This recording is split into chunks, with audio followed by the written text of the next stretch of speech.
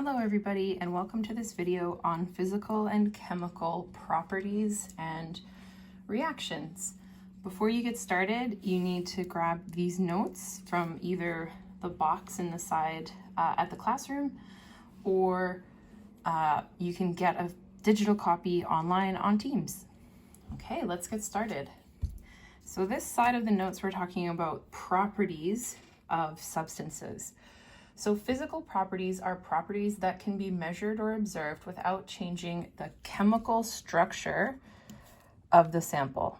So the chemical structure means what the matter is actually made of. If it's an element or a compound, if it's a mixture, physical properties, we don't change that chemical structure or what atoms the actual matter is made of to observe them. There's two kinds of physical properties. One is called intensive. Intensive properties are physical properties that do not change with the amount of matter in a sample. So whether you have just a little bit of something or a lot of something, there's certain properties that won't be changed. So some examples of intensive properties are the density. You probably learned about density before. It's the ratio of mass to volume, right? It was density equals mass divided by volume. It's a measurement of how tightly packed molecules or atoms are in a sample. Some examples of intensive properties can also be color, hardness, how hard something is, and brittleness. Something that's brittle is easily broken, like glass, whereas something that's not brittle is something that can bend and flex, like Play-Doh or clay. Temperature is also a physical property that doesn't change no matter how much of something you have. And also boiling / melting points. So these are the temperatures where a substance boils or a substance melts. So for example, water boils at 100 degrees Celsius and ice melts at about 0 degrees Celsius. Okay. Also electrical conductivity. So whether or not electricity can pass through an object. Electrical conductivity is whether or not electrons can move through a substance, making electricity pass through it. These ones are a little bit, this is more of a later in your science career, but specific heat is the amount of heat a substance absorbs to raise the sample 1 degree Kelvin. Kelvin is a way of measuring temperature. So this is one where you don't really need to know about this until you get to chemistry 11, but it's interesting to know anyways. Irradiance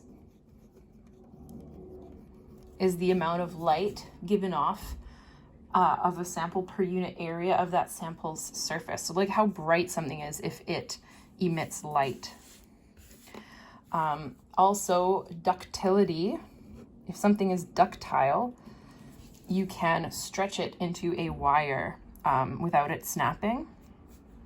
And fluidity is if something flows, if you can pour it. So liquids and gases are fluid, you can pour them, but some liquids are more fluid than others. For example, oil or water flow more easily than, say, syrup or molasses. Those are less fluid. Over here, we also have some extensive properties.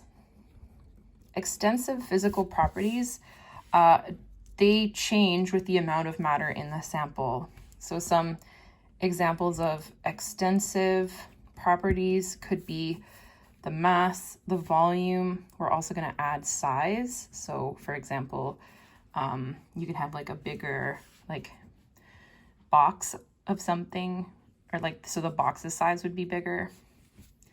Yeah, so those are physical properties.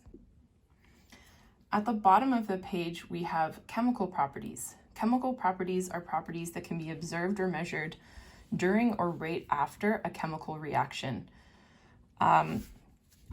So during or right after a chemical reaction, which we're going to get to on the other side. Chemical properties cannot be examined without reacting the sample in some way and observing what happens during the reaction. So some examples are toxicity, which is the ability to damage living tissue, flammability, which is its ability to burn, how easy it is to light it on fire, and then heat of combustion,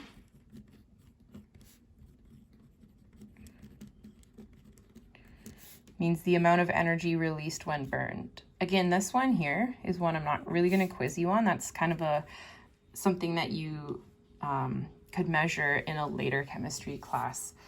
Other examples, though, that I do want to include is reactivity, which is how easily a substance reacts with something else. And this could be reactivity with water. It could be reactivity with acid. Some things are non-reactive, meaning they rarely take part in chemical reactions. And this is going to be important when we're looking at trends on the periodic table. So flip your paper over. We're going to talk about different kinds of changes or reactions now. So physical changes are changes that take place to the form of a substance, but do not change the molecular structure of the sample. These lines are not quite long enough, sorry about that. So the molecular structure means what particles a substance is made of. Okay, so some examples of physical changes are cutting a sample in half,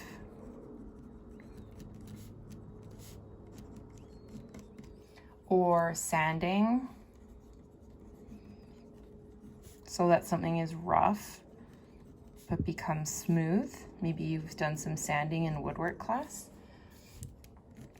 Changing the temperature of a sample, that's a physical change. Heating something up or cooling it down. Freezing a sample. So that, remember, freezing is liquid to solid. Or boiling, which is liquid to gas, or any of your changes of matter, actually, like, or changes of state, I should say, are physical changes. Okay, so let's just write that on the next line. Changes of state. And the last one is going to be changing the shape of a sample. If you crush something up, that's a physical change. Sometimes people have learned in previous classes that physical changes are changes that can be reversed, and chemical changes are changes that can't be reversed, and that's not always true. Some of these changes you can reverse, like changing state or changing the temperature, but you can't sand a piece of wood and then have it make it rough again. You can rough it up, I guess, but it's not always that clear cut. Okay, cutting something in half, not all substances can then be made back into a whole without something like tape or glue. Okay, so some physical changes can't be reversed. That works for some, but not all. Lastly, chemical changes. So chemical changes are chemical reactions that change the molecular structure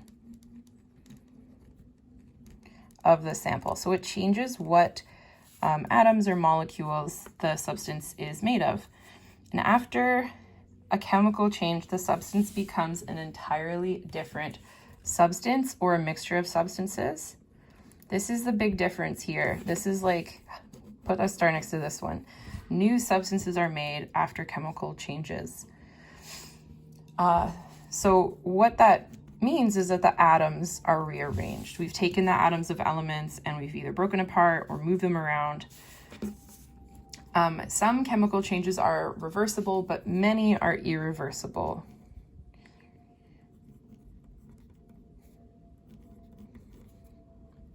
Okay.